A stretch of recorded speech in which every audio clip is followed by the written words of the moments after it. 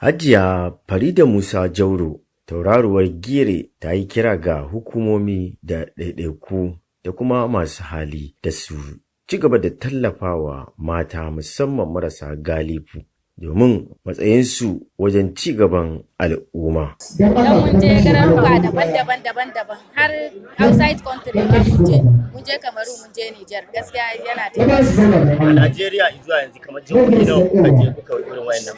Gaskiya mun je ga Kebbi State, mun je Kaduna, ga mu a Kano, ga Adamawa State, ga Nasarawa State. To a nan Kano din wannan karan kamar mutane nawa ne suka koyi sana'a? Gaskiya mutane 300.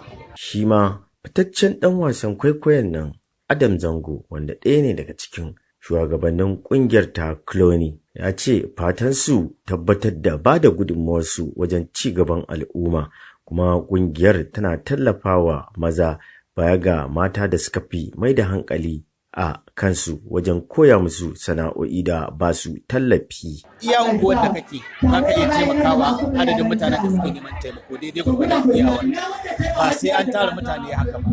Wannan dalili kawai saboda halin da ƙasa ta shiga da yadda aka samu matsaloli na rashin sana'o'i, talauci, wasu abubuwan da suke na sana'a ya lalace, babu jari. Wannan dalilin yasa muka ce to bari mu duba bangaren mata, su ne waɗanda suka fi taimakawa 'ya'yansu da mazajensu da iyayensu. Shi yasa muka ce to bari mu rika shiga gari daidai gwargwadon iyawanmu mu iya tallafawa mata, mafi yawanci har da maza muke yi wa, amma mafi yawanci mun fi son mata marasu ƙarfi.